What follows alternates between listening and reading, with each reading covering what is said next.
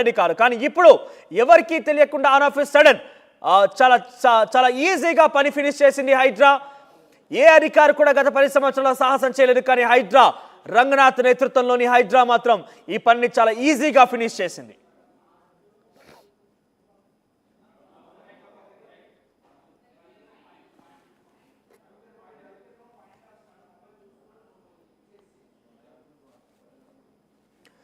So గత 10 సంవత్సరాలు కూడా కేసీఆర్ ఉన్న సమయంలో కూడా కొన్ని బుల్డోజర్లు కూడా అక్కడికి వెళ్ళాయి కూల్చివేసేందుకు. కానీ అప్పుడు కూల్చలేకపోయాయి, వెనుదిరిగిపోయింది. అప్పుడు ఏం జరిగిందో ఏమో తెలియదు. కానీ 10 సంవత్సరాలుగా అనేక విమర్శలు కూడా కేసీఆర్ ప్రభుత్వం ఎదుర్కొంది. కానీ ఎప్పుడు కూడా ఈ ఎన్ కన్వెన్షన్ కూల్చే ప్రయత్నం చేయలేదు. కానీ తాజాగా హైడ్రా ఏర్పాటు అయిన తర్వాత నుంచి ఒకసారి ఎన్ కన్వెన్షన్ దగ్గర నుంచి ప్రతినిధి రామ్దాస్ అందుబాటులో ఉన్నారు. రామ్దాస్, ఎటువంటి ప్రక్రియ కొనసాగుతుంది? ఎటువంటి బందోబస్తు నెలకొంది? ఎక్కడ ఎన్ కన్వెన్షన్ కూల్చివేతపై ఎటువంటి రియాక్షన్స్ అందుతున్నాయి? Right, exactly Manoj.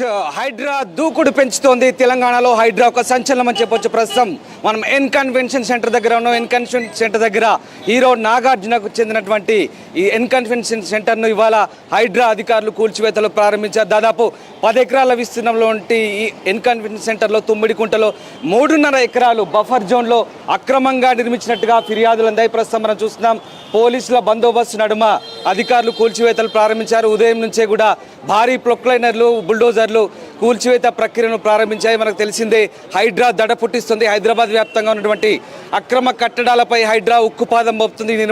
తాజాగా అందులో భాగంగానే హీరో నాగార్జునకు చెందిన ఎన్ కన్వెన్షన్ సెంటర్ను కూడా అధికారులు కూల్చివేస్తారంటూ వార్తలు వస్తున్న నేపథ్యంలో తాజాగా ఇవాళ ఆ ప్రక్రియను మొదలుపెట్టింది. ఉదయం నుంచే కూడా అధికారులు పనికాని చేస్తున్నారు. పొద్దున్నుంచి కూడా భారీగా యంత్ర సామాగ్రితో బయలుదేరినటువంటి అధికారులంతా కూడా ఇక్కడ కూల్చివేతల ప్రక్రియను ప్రారంభించినట్టు తెలుస్తుంది. మనం చూడొచ్చు ఒకసారి క్లోజ్ విజువల్స్. మీరు ఎన్ కన్వెన్షన్ గోడను చూస్తున్నారు. అక్కడ కూడా 2 అంచెల భద్రత ఏర్పాటు చేశారు. ఇక్కడ మనం మొదటి అంచె దగ్గరే ఆగాము. ఇక్కడే పోలీసులు మనం ఆపేశారు. అక్కడ నుంచి మరొక సెక్యూరిటీ వాల్ కనబడుతుంది. అక్కడ తిరిగి పోలీసులు ఉన్నారు. ఆ గోడ ఏదైతే కనబడుతుందో గోడ లోపల ఉన్నటువంటి మొత్తం 10 ఎకరాలకు సంబంధించినటువంటి ఎన్ కన్వెన్షన్ సెంటర్లో దాదాపు 3.5 ఎకరాలు కూడా కబ్జాకు గురైంది తుమ్మిడికుంటలో అని చెప్పేసి. ఇది బఫర్ జోన్లో ఉంది.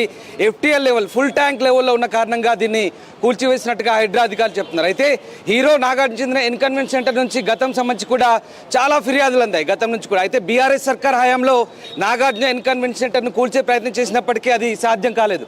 హీరో నాగార్జున వెళ్ళి ప్రగతి భవన్లో అప్పటి ముఖ్యమంత్రి కేసీఆర్తో పాటు కేటీఆర్ని కలిసారు. వాళ్ళతో సన్నిహితంగా మెలిగారు. ఈ నేపథ్యంలో అప్పుడు ఆ కూల్చివేత ప్రక్రియ ప్రస్తుతానికి ఆగిపోయింది అప్పట్లో. కానీ ఇప్పుడు తాజాగా మళ్ళీ ఈ ప్రక్రియ మొదలుపెట్టారు. కొత్త ప్రభుత్వం వచ్చిన తర్వాత హైడ్రాను ఏర్పాటు చేసిన తర్వాత హైడ్రా చాలా దూకుడు పెంచింది. ముఖ్యంగా హైదరాబాద్ వ్యాప్తంగా ఉన్నటువంటి GHMC పరిధిలో ఉన్నటువంటి అన్ని అక్రమ కట్టడాలపై ఉక్కుపాదం మోపుతున్నటువంటి హైడ్రా రంగనాథ్ నేతృత్వంలో తాజాగా మళ్ళీ ఇక్కడ ఎన్ కన్వెన్షన్ సెంటర్ పై పూర్తి స్థాయిలో ఫోకస్ పెట్టారు. ప్రధానంగా బఫర్ జోన్ లో FTL ఉన్నటువంటి వీటిని కూడా కూల్చివేయడం జరిగింది హైడ్రా. తాజాగా ఎన్ కన్వెన్షన్ వైపు చూస్తుంది. ఎన్ కన్వెన్షన్ వైపు పూర్తి ఆధారాలు సేకరించిన తర్వాత కూల్చివేత ప్రక్రియ ప్రారంభించింది. కానీ ఇంతటి భారీ బందోబస్తు గల కారణాలు ఏం చెప్పొచ్చు? భారీ బందోబస్తు మధ్య ఇక్కడ కూల్చివేత జరుగుతుందంటే 3 అంచెల సెక్యూరిటీ ఉంది. ఎందుకు కారణం ఏం చెప్పొచ్చు? ఎగ్జాక్ట్లీ మనోజ్.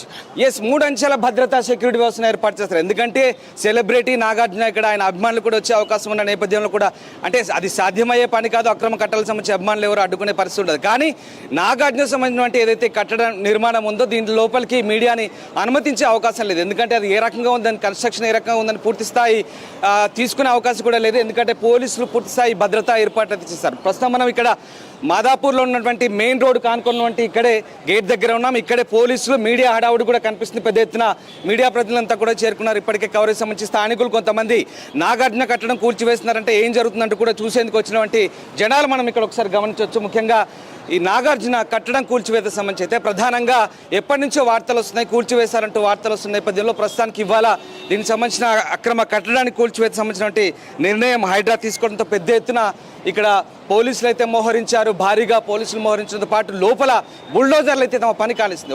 ఒక విషయం మనోజ్, హైడ్రా చాలా కీలకంగా వివరిస్తుందని చెప్పవచ్చు. ఒక రకంగా ఎవరిని వదలలేదు హైడ్రా. వీళ్ళను వాళ్ళని కాదు, సెలబ్రిటీలు, రాజకీయ నాయకులు, ఈవెన్ ఎమ్మెల్యేలు, మాజీ ప్రజాప్రతినిధులు, మాజీ మంత్రులుగా ఉన్నటువంటి మనం చూసాం.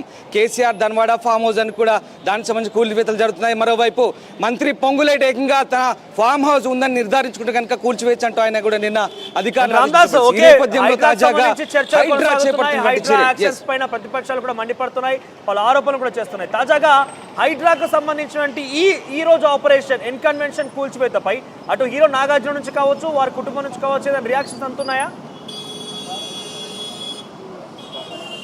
అంటే ఇప్పటి వరకు నాగార్జున వైపు నుంచి ఎలాంటి స్పందన రాలేదు. నాగార్జున క్యాంపు నుంచి ఎట్లాంటి ఇప్పటి స్టేట్మెంట్ అయితే రాలేదు. ఎందుకంటే మొన్ననే ముఖ్యమంత్రి అయిన తర్వాత రేవంత్ రెడ్డిని కూడా నాగార్జున కలిసే ప్రయత్నం చేశారు. ఇంత కూడా ఒక రకంగా మనోజ్ ఫ్రాంక్గా చెప్పాలంటే ఏ ప్రభుత్వం వచ్చినా వాళ్ళని ప్రసన్నం చేసుకునేందుకు నాగార్జున ప్రయత్నిస్తున్నాడు అనేది ఒక ప్రధాన ఆరోపణ. ఎందుకంటే ఇప్పటికే గత ప్రభుత్వ హయాంలో కేసీఆర్, కేటీఆర్తో చాలా సన్నిహితంగా మెలిగాడు. అప్పట్లో కూల్చివేతలు ఆగిపోయిన పరిస్థితి మనకు కనబడతా ఉంది. సో ఆ రకంగా అప్పుడు కూల్చివేతలు ఆగాయనేది ప్రధాన ఆరోపణ. ఇప్పుడు మళ్ళీ రేవంత్ రెడ్డి ముఖ్యమంత్రి అయిన తర్వాత కూడా నాగార్జున ముఖ్యమంత్రిని కలిశారు. అయినప్పటికీ కూడా ప్రభుత్వం తన పని తాను చేసుకుపోతుంది. ఇప్పటికే రంగనాథ్ నేతృత్వంలో ఏర్పడినటువంటి ఈ టీం ఏదైతే హైడ్రా ఉందో చాలా ఖచ్చితంగా కఠినంగా వ్యవహరిస్తుంది, ఉక్కుపాదం మోపుతుందని చెప్పవచ్చు.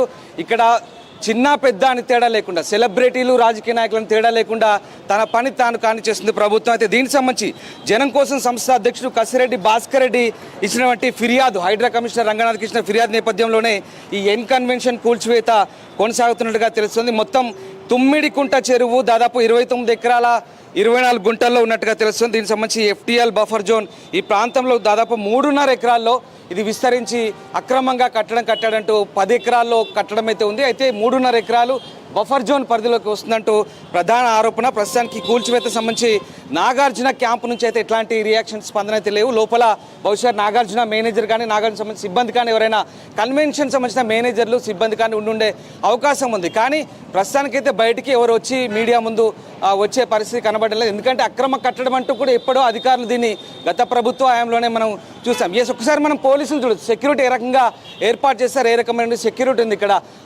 ఆడ పోలీసులు కూడా ఏర్పాటు చేశారు, కొంతమంది సిబ్బందిని, అలాగే మగ పోలీసు కూడా ఉన్నారు. దాంతోపాటు స్పెషల్ ప్రొటెక్షన్ గ్రూప్ పోలీసులు కూడా మన ఇక్కడ కనబడుతుంది. లైక్ అంటే స్పెషల్ ప్రొటెక్షన్ గ్రూప్ అంటే సైబరాబాద్ సంబంధించినటువంటి కొంత టీం కూడా మన ఇక్కడ కనబడుతుంది. దాంతోపాటు లోపల ఇంకొక సిబ్బంది సంబంధించిన వాహనాలు కూడా చూస్తున్నారు. ఏం జరుగుతుందనే విషయం కొంత వారు కూడా చూస్తున్నారు.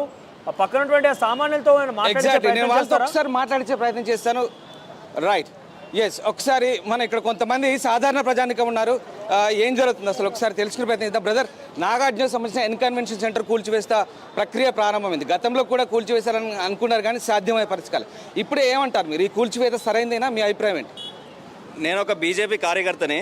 ఈరోజు ఈ రేవంత్ రెడ్డి తీసుకున్న నిర్ణయం హైడ్రా గురించి నేను చాలా గొప్పగా అనుకుంటున్నాను ఇప్పుడు.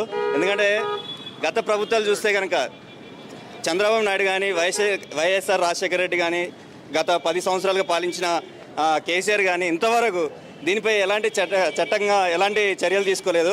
ఈరోజు నేను ఒక బీజేపీ కార్యకర్తనైనా కూడా ఈరోజు కాంగ్రెస్ ప్రభుత్వాన్ని నేను అప్రిషియేట్ చేస్తున్నాను. ఎందుకంటే చాలా గొప్పగా అనిపిస్తుంది నాకు. ఇప్పుడు ఫుల్ హ్యాపీగా ఉంది. ఈ చట్టాలన్నీ కేవలం ఒక పేదవాళ్ళకే అనుకున్నా కానీ ఈరోజు